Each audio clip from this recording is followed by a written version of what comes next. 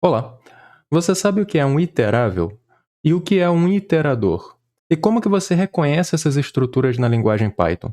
É sobre isso que a gente vai falar nesse vídeo, onde eu vou partir dos conceitos que existem no próprio glossário da linguagem do que é um iterável e do que é um iterador, e vou construir exemplos para mostrar como esses dois conceitos são importantes e como que a gente pode criar os nossos próprios iteradores, por exemplo, e como que a gente pode se aproveitar do comportamento de um iterável.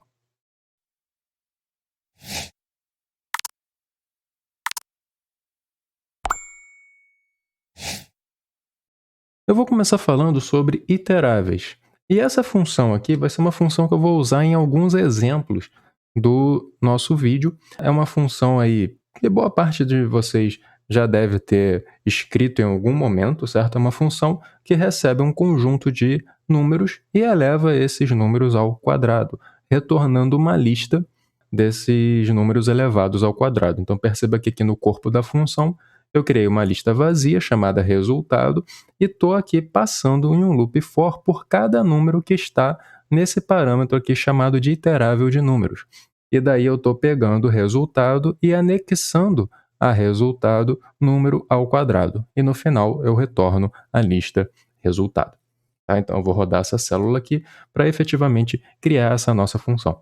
Agora, vamos entender o porquê do nome aqui do parâmetro da função ser iterável de números. Muita gente não sabe, mas no site da linguagem Python existe um glossário, tá? Que está nesse link aqui. Todos os links que eu mostrar aqui, e até mesmo outros que eu não coloco no vídeo para o vídeo não ficar absurdamente grande, eu deixo tudo centralizado no link que está aí na descrição, que é de um artigo lá no site Ciência Programada. Então lá eu deixo todos os links necessários e geralmente no artigo tem até algumas coisas a mais do que eu mostro aqui no vídeo, para o vídeo não ficar muito grande. Então eu recomendo bastante que você, depois de assistir o vídeo, clique aí no link para ter acesso não só a esse link aqui do glossário, mas outros materiais interessantes. Então, eu vou clicar aqui nesse link e perceba que veio para um site, que é o site da documentação do Python, onde ele tem um glossário aqui falando sobre vários e vários e vários termos que são recorrentes na linguagem. E daí você tem o conceito aqui de iterável, iterable em inglês, né? Iterator, que é iterador em português. Inclusive você pode vir aqui, tem outras linguagens, inclusive português do Brasil, que foi da onde eu peguei a tradução que eu coloquei aqui para a gente trabalhar em cima dela. Então eu vou ler aqui a definição lá do próprio glossário. É uma definição técnica, não é tão técnica quanto a documentação em si da linguagem, mas é uma definição técnica e vai ser em cima dessas tecnicalidades que eu vou fazer os exemplos durante o vídeo. Então vamos lá. Um iterável é definido como um objeto capaz de retornar seus membros um de cada vez. É isso que define o iterável. Exemplos de iteráveis incluem todos os tipos de sequência, como lista, string e tupla. Então aqui a gente já tem uma definição com base em tipos comuns da linguagem, certo? Lista, string, tupla, com certeza são tipos aí que você já teve contato na linguagem. Ele está aqui agrupando todos esses tipos como sendo tipos de sequência, né? Tipos sequenciais, e todos esses tipos são iteráveis. Mas ele continua aqui. E alguns tipos não sequenciais, como dict, objeto arquivo, e objetos de qualquer classe que você definir com um método dunderIter. Aqui a gente tem dois underscores, então a forma resumida de falar dois underscores é double underscore em inglês, né? Então dunder, ok? Vou colocar aqui nessa célula dunder, que é simplesmente uma abreviação de double underscore. Para quem ainda não tem um conhecimento muito grande sobre objetos e classes, tá? Pode não saber exatamente do que se trata isso, mas de uma forma bastante resumida, isso daqui são métodos internos de uma classe. Tá? Tudo que aparece com esse double underscore aqui é como se fosse métodos internos de uma classe, ou seja, funções que fazem parte de uma classe. Eu vou abordar um pouquinho disso daqui a pouco, tá? Então vamos passar aqui adiante, mas basicamente, se você definir uma classe com um método dunderIter ou com um método dunderGetItem, que é o método que implementa uma semântica do tipo de sequência, certo? Do tipo sequence, você também vai estar criando um iterável. Então perceba que a linguagem tem alguns tipos que naturalmente são iteráveis, mas você também pode criar um tipo iterável. E aqui no glossário ele continua: iteráveis podem ser usados em um laço for e em vários outros lugares em que uma sequência é necessária. E daí ele cita aqui a função zip, a map, tá? Que inclusive eu vou usar também no decorrer do vídeo. Então, se você não conhece essas funções, eu vou usar no decorrer do vídeo, especialmente a map. Quando o objeto iterável é passado como argumento para a função nativa iter, então existe uma função iter, e na linguagem, que a gente também vai utilizar, ela retorna um iterador para o objeto. Inclusive, vai ser assim que a gente vai começar o tópico iterador. Esse iterador é adequado para se varrer todo o conjunto de valores. Ao usar iteráveis, normalmente não é necessário chamar iter ou lidar com os objetos iteradores em si. A instrução for faz isso automaticamente para você, criando uma variável temporária para armazenar o iterador durante a execução do laço. Está bastante técnico até aqui. Vamos ver alguns exemplos. Primeiro vamos esclarecer o que são esses dunder métodos aqui. Quando você faz, por exemplo, uma adição, 2 mais 3, tá? Uma adição de inteiros aqui, e você tem o valor 5, o que a linguagem está internamente fazendo é pegando o dunder method add associado ao inteiro 2 e passando para esse método o valor 3. Repara aqui que você teve a resposta 5. Então, se eu perguntar aqui qual é o tipo de 2, ele vai aparecer aqui. É um tipo inteiro. E eu posso ver todos os métodos relacionados ao número 2 fazendo um dir 2. Então perceba que existem aqui vários dunder methods, tá? Que obviamente eu não vou aqui me estender nesse assunto, mas está aqui, ó, o dunder add está aqui. Tá? É esse método que diz como que o número 2 se comporta na presença do operador mais. Você pode estar achando meio óbvio, mas não necessariamente é óbvio. Então, por exemplo, se a gente pegar aqui uma lista com 2 números, 1 e 2, e eu somo aqui com uma outra lista, 3, 4, não necessariamente isso daqui vai se comportar da forma como você acha que vai se comportar. Pare e pensa aí, qual você acha que vai ser o resultado dessa célula? Eu garanto que muita gente pensou o seguinte: vai criar uma nova lista com os valores 4 e 6, que é a soma de 1 mais 3 com 2 e 4. Mas não. Você vai ter uma única lista, sim, mas que vai ser a concatenação dessas duas listas, a junção dessas duas listas. Então, cada tipo pode se comportar de uma forma diferente com o mesmo operador. E são esses métodos internos aqui que definem esse tipo de comportamento. Ok? É isso daqui que está sendo dito aqui quando ele está citando esses dois dunder methods. Quem aí já está um pouco mais acostumado com classes e tal, já deve saber isso, mas novatos não necessariamente sabem. Então, como o tipo de 2 é o tipo inteiro, eu posso vir aqui, por exemplo, e pedir uma ajuda do inteiro.dunderAdd. E daí ele vai me dizer aqui que dunderAdd recebe a própria instância da classe, que é esse self aqui. Quem já viu uma classe sabe que usualmente os métodos internos começam com self, tá? E um outro valor e retorna self mais valor, ou seja, o valor da instância da classe mais o valor que está sendo passado para o dunderAdd. Se você quiser um vídeo mais completo sobre classes, em algum momento aqui no canal eu vou fazer isso, mas coloca aí no comentário, porque se tiver muita gente pedindo, eventualmente eu adianto esse vídeo sobre classes. Vamos agora focar no exemplo que a gente precisa aqui, efetivamente falando sobre iteráveis. Eu vou criar aqui uma tupla chamada números. O que aquela documentação diz? A documentação diz que se você tiver o dunder method iter ou o dunder method getItem, você terá então um iterável. Vamos dar uma olhada aqui então em dir de números. Perceba que tem vários dunder methods aqui, e dentre esses dunder methods tem aqui, ó, getItem, e tem também o iter. Logo, números é um iterável. Faz sentido, porque é uma tupla e a própria documentação já tinha dito que tuplas são iteráveis. Mas agora você sabe como que você pode conferir isso caso você esteja em contato com um outro tipo, um tipo, por exemplo, criado por você ou por uma outra pessoa, tá? E que não seja um dos tipos base da linguagem, você agora sabe como reconhecer se é um iterável ou não. A minha função, ela recebe um iterável. Então, se eu passar números aqui para eleva ao quadrado, eu recebo aqui 1, 4 e 9. O que está acontecendo? Perceba que dentro do corpo da função eu tenho um loop for, certo? For número in iterável de números. Aí você está pegando cada número elevando ao quadrado e anexando a essa lista. Isso está de acordo com o que está escrito aqui na segunda parte. Então ele está dizendo que iteráveis podem ser usados em um laço for. E daí ele explica aqui dentro como é que funciona, né, esse laço for. O laço for ele automatiza algumas coisas para você, dentre elas a criação, né, de um objeto iterador, que é o alvo do nosso próximo assunto no decorrer do vídeo. Agora, se você pode usar um loop for em um iterável, isso tudo que a função fez ali pode ser feito em uma única linha, no que a gente chama de list comprehension. Um list comprehension tem esse tipo de forma aqui. Perceba que eu estou abrindo e fechando colchetes como se fosse uma lista mesmo, e aqui dentro eu estou pedindo o que eu quero.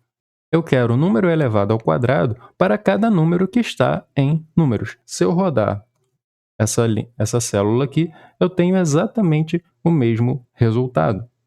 Então perceba que aquela função toda está fazendo exatamente o que está aqui nessa linha. Está recebendo um iterável, números, está passando por cada número nesse iterável e elevando ao quadrado e armazenando em uma lista. Tá? Então essa linha aqui faz exatamente a mesma coisa que essa função aqui faz. Então se você é capaz de escrever um list comprehension, você tem um iterável em mãos. O glossário também fala a respeito das funções map e zip. A função map ela serve para quê? Ela serve para passar uma função em um iterável. Se eu fizer aqui help map, a gente vai ter aqui a documentação, tá? E logo aqui no início está dando a assinatura, né? Então aqui perceba uma função e aqui iteráveis, tá? E ele cria um iterador que computa a função usando argumentos de cada um dos iteráveis. Você pode receber mais de um iterável aqui. E daí diz quais são os métodos que estão definidos, enfim, que são coisas que a gente vai discutir um pouco mais adiante quando a gente entrar no mérito do que é um iterador. O que precisa ficar claro agora é que é basicamente uma função que atua em cima de iteráveis. Então eu posso, por exemplo, escrever map eleva ao quadrado, que é a função que a gente criou lá no início do vídeo, e passar números. Só que perceba que foi gerado um objeto na memória, certo? Não foi me retornado aqui diretamente a lista, tá? E vai ser esse o comportamento que a gente vai entender um pouquinho melhor na próxima parte do vídeo, quando eu começar a falar sobre iteradores. Mas antes disso, eu também poderia fazer isso usando uma função anônima, uma lambda function. Então, para que serve uma função anônima? Para situações como essa. Eu não necessariamente precisava ter definido uma função antes e tal. Como é uma função bastante simples, eu posso definir ela localmente. Por isso que ela é anônima, certo? Ela não tem nome. Ela está sendo definida aqui, ó. Perceba, antes da vírgula, certo? Ou seja, é a função sendo definida diretamente aqui no corpo do map. Então eu boto aqui lambda x, que é a variável, 2 pontos e digo o que vai fazer com esse x. Vai elevar x ao quadrado. Então vai ser essa função que vai ser passada aqui para números. Mas repara que não retornou uma lista nem nada do tipo. Retornou um objeto em memória. Para quem não está acostumado, toda vez que você tem um retorno desse tipo aqui, né, isso daqui é um endereço em memória, que é onde ficou guardado esse objeto aqui, e que você pode armazenar esse objeto em uma variável, mas você não vai estar armazenando o retorno, o resultado em si dessa operação. Você vai estar armazenando uma referência a esse objeto em memória para você poder interagir mais facilmente com esse objeto posteriormente. Se eu quiser consumir e efetivamente obter todos esses resultados aqui, né, eu preciso passar isso para um tipo container, como por exemplo uma lista ou uma tupla. Então, por exemplo, repara aqui que está exatamente a mesma coisa, certo? Só que agora eu estou passando isso para uma lista. E daí eu obtenho aqui 1, 4 e 9. Se eu voltar aqui para a ajuda do map, eu percebo aqui que ele diz que cria um iterador. Então vamos falar sobre iteradores agora. Eu vou pegar novamente o texto lá do nosso glossário e vamos entender esse texto e partir dele para os nossos exemplos. Olha que interessante a forma como a definição começa. Um objeto que representa um fluxo de dados. E acho que essa que é a ideia que tem que estar na sua mente a partir de agora. É um fluxo de dados. E daí ele diz o seguinte: repetidas chamadas ao método dunder next de um iterador ou passando o objeto para a função embutida next, tá? Que é uma função que tem na própria linguagem, vão retornar itens sucessivos do fluxo.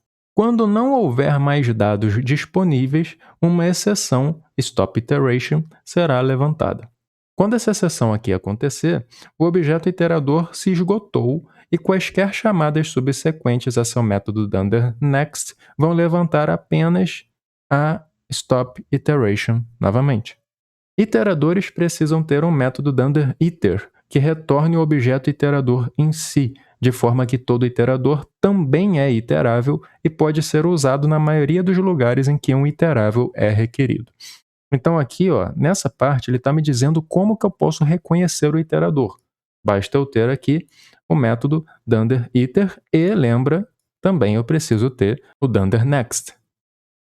E o mais interessante, todo iterador também é um iterável. Isso já ficava mais ou menos claro aqui, certo? Quando ele diz que retorna itens sucessivos. Se a gente lembrar aqui da parte de iterável, ele diz que é um objeto capaz de retornar seus membros um de cada vez. Ali está dizendo pegar itens sucessivos. Dá no mesmo, certo? Então todo iterador é um iterável. Muito embora o contrário não seja verdade. Tá? E a gente vai mostrar isso. Agora perceba o que ele diz aqui no final, né? Lembrando, o que a gente tinha lido anteriormente. De forma que todo iterador também é iterável e pode ser usado na maioria dos lugares em que um iterável é requerido. Daí ele diz o seguinte: uma notável exceção é código que tenta realizar passagens em múltiplas iterações. Um objeto container, como uma lista, produz um novo iterador a cada vez que você passá-lo para a função iter ou utilizá-lo em um laço for. Tentar isso com o mesmo iterador apenas iria retornar o mesmo objeto esgotado já utilizado na interação anterior, como se fosse um container vazio. Com certeza essa parte final aqui ficou um pouco confusa, mas não tem problema, porque a gente vai ver alguns exemplos aqui, né? Então, como sempre, vamos aqui criar o nosso exemplo. Então, eu estou usando a variável números que eu tinha definido lá em cima, certo? Então, lembrando, números é a tupla 1, 2, 3. E daí eu estou passando números aqui para essa função iter, que é uma função nativa da linguagem. Estou armazenando o resultado disso aqui na variável numIter. Tá? Por que eu estou fazendo isso? Aqui na definição, ele diz que iteradores têm um método iter que retorna o objeto iterador em si. Logo, quando eu passo números para iter, eu estou criando um objeto iterador. Eu vou rodar essa célula para criar minha variável e agora eu vou olhar o tipo dessa variável. Está aqui, tuple iterator. É diferente do tipo apenas de números, certo? Eu posso inclusive me certificar aqui. Que nem eu já tinha feito antes, type números é simplesmente tuple, né? Tupla. Enquanto que aqui, numIter é um tuple iterator. Então aqui eu efetivamente criei um iterador. E a gente também pode dar um dir em numIter para ver aqui todos os dunder métodos e métodos disponíveis. Então, a gente tem aqui o dunder iter e o dunder next. E o que aconteceria se eu não tivesse anexado, né, o iterador a nenhuma variável? Vamos ver aqui. Se eu fizesse simplesmente iter de números, repara que ele retornou um objeto em memória. Só que eu não tenho como interagir diretamente com esse objeto, afinal de contas ele está no endereço em memória. Então a variável, né, é simplesmente uma referência a esse endereço em memória. De forma bem simplificada, tá? Se alguém mais avançado está vendo o vídeo, sabe que tem uma série de tecnicalidades por baixo disso. Eu estou aqui simplesmente simplificando para tentar tornar esses conceitos um pouco mais acessíveis. Agora vamos seguir aqui com a definição. A definição diz que sucessivas chamadas, né, ao next vão retornar itens desse fluxo de dados. Vamos testar isso então na prática. Se eu simplesmente colocar aqui num iter, ele vai me dizer que é um objeto iterador em um determinado endereço de memória. Agora, se eu fizer next num iter, ele me dá o número 1, que é, afinal de contas, o primeiro número lá da minha sequência de dados, 1, 2 e 3, certo? Então, se eu aqui fizer novamente uma chamada, ele me deu o número 2. Se eu fizer aqui novamente a chamada, ele me deu o número 3. Só que o número 3 era o último. Tá? O que vai acontecer se eu fizer novamente next de num iter? Stop iteration. É isso que lá a definição estava me dizendo. Eu posso fazer sucessivas chamadas, vai me retornar cada item desse fluxo de dados, mas quando esgotar, vai ser levantada a exceção stop iteration. É exatamente a mesma coisa, qualquer coisa volta um pouquinho aí no vídeo, lê novamente aquela definição, você vai ver que é exatamente o que estava escrito lá.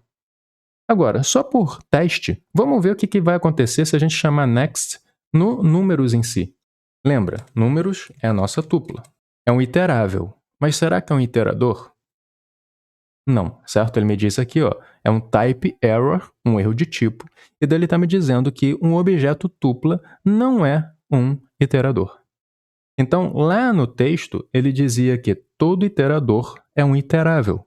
Mas ele não dizia o contrário, certo? E aqui é um belo exemplo disso. Então, aqui a gente tem um iterável, mas ele está dizendo que esse iterável não é um iterador. Tá? E a gente pode, inclusive, dar aqui um dir em números. Tá? A gente vai ver aqui o getItem, a gente vai ver aqui o iter, certo? Afinal de contas, você pode passar isso para a função iter e criar um iterador, que foi exatamente o que a gente fez, mas a gente não tem aqui a dunder next, certo? Ou seja, esse cara não é realmente um iterador. É um iterável, mas não é um iterador. Vamos voltar agora para uma situação que a gente tinha visto anteriormente, que é relacionado à função map. Então eu botei aqui novamente o nosso map que a gente tinha criado quando estava estudando iteráveis, tá? E eu criei já algumas células que são células que eu vou utilizar aqui para explicar algumas coisas, tá? Então, lembrando, esse map é apenas um objeto em um endereço de memória. Então, para poder facilitar a interação com esse objeto, eu vou associar ele a uma variável que eu chamei aqui de numMap. Então, se eu criar uma célula aqui e chamar numMap, ele efetivamente vai me dizer que é um objeto map no endereço tal aqui. Tá? Vamos ver o tipo de numMap. É um tipo map. Mas na documentação do map, da função map, a gente viu que essa função cria um iterador. Isso significa o quê? Isso significa que eu posso chamar next. Então, next de numMap, ele está me retornando aqui 1. Next de numMap, ele está me retornando 4. Por que 4? Porque a gente passou aqui, para essa função anônima, a nossa tupla números. Lembra, números é 1, 2 e 3. E agora a gente está passando por cada um desses números e elevando ao quadrado. 1 ao quadrado, 1. Beleza, retornou 1 aqui. 2 ao quadrado, 4, que é o que ele me retornou agora. E se eu pedir novamente next, 9, que é 3 ao quadrado. E esse é o último item. Então, se eu agora pedir novamente next, eu vou ter um erro aqui, uma exceção, certo? Que é a stop iteration, que é exatamente o que a gente espera quando a gente esgotou um iterador. Agora, a documentação diz que todo iterador também é um iterável.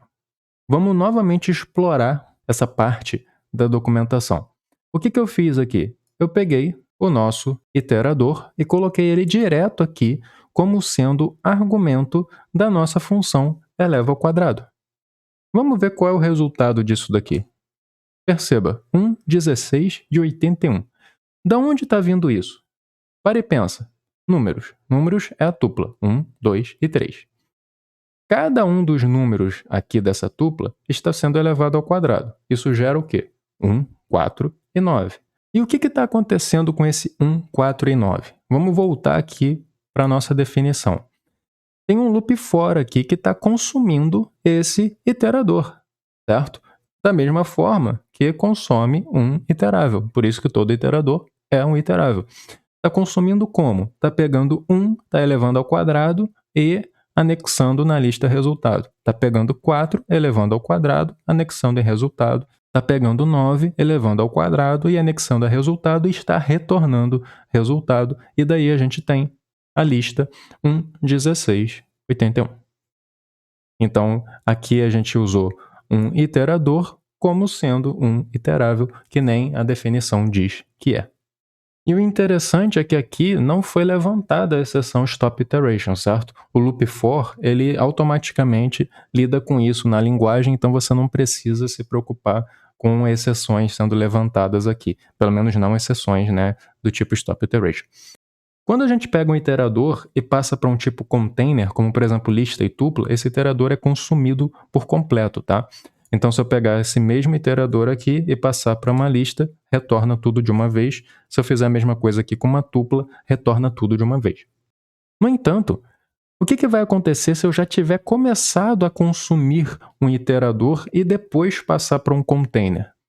Vamos ver isso agora, porque isso vai deixar talvez mais claro ainda a ideia de fluxo de dados, caso você ainda não tenha entendido. Lembra que lá no início de iteradores eu tinha dito, fica com essa ideia de fluxo de dados na cabeça. Então, o que eu fiz aqui? Eu criei aqui essa célula que armazena, né, esse iterador aqui numa variável num map. Então, eu vou rodar aqui essa célula, lembrando aqui, num map é um objeto iterador em um determinado endereço de memória. E eu vou pedir um next aqui de numMap. Então, ele vai me dar aqui o número 1. Tá?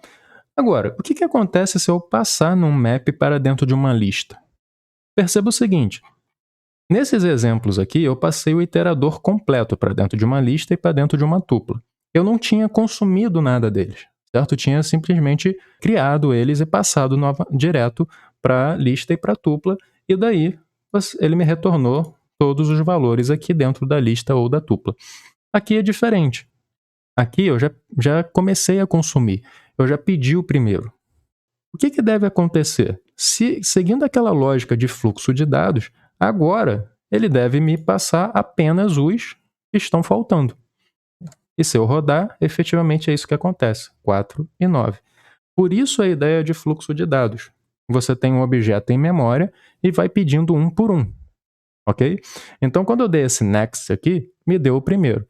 E agora, quando eu passei para dentro aqui de uma lista, o que na verdade está acontecendo é uma sucessão de nexts pegando todos, até efetivamente chegar no stop iteration, só que a linguagem lida com isso para você, por isso que não aparece aqui o stop iteration, mas efetivamente o que está sendo feito, pelo menos do ponto de vista qualitativo, é isso. Imagina como se fosse vários nexts até você chegar a exaurir esse iterador. Então tá aqui, 4 em 9. 1 não vai vir porque ele já foi retirado, ele já foi consumido, tá? E daí que vem essa ideia de fluxo de dados. Por esse vídeo é isso, eu espero que tenha ajudado, né? Os termos iteráveis e iteradores aparecem com uma grande frequência em Python, na verdade em todas as linguagens de programação, mas muitas das vezes existe um pouco de confusão a respeito deles, muitas das vezes são utilizados de forma intercambiável quando nem sempre são, que nem eu mostrei aqui. Então eu espero que esse vídeo tenha ajudado. São conceitos importantes e que vão ajudar em outros conceitos sobre os quais eu vou fazer vídeos mais adiante. Na verdade, são os próximos vídeos do canal, onde eu vou falar sobre, por exemplo, geradores. Só que para eu falar sobre geradores, o conceito de iteráveis e iteradores tem que estar mais claro na cabeça de vocês. Então, no vídeo sobre geradores, que vai ser um dos próximos vídeos do canal, eu com certeza vou me referir a esse vídeo aqui para que você possa entender o que eu vou estar falando lá. Tá? Inclusive alguns exemplos que apareceram aqui, eu vou usar como exemplo lá também, só que daí de uma forma um pouco diferente, fazendo algumas alterações justamente para mostrar, né, como que geradores estão relacionados com os conceitos de iteradores e iteráveis. Ok? Então, por esse vídeo é isso, espero que tenha gostado. Não se esqueça de compartilhar e divulgar o canal para ajudar o canal a crescer. E fique atento aos próximos vídeos aí do canal. Até a próxima.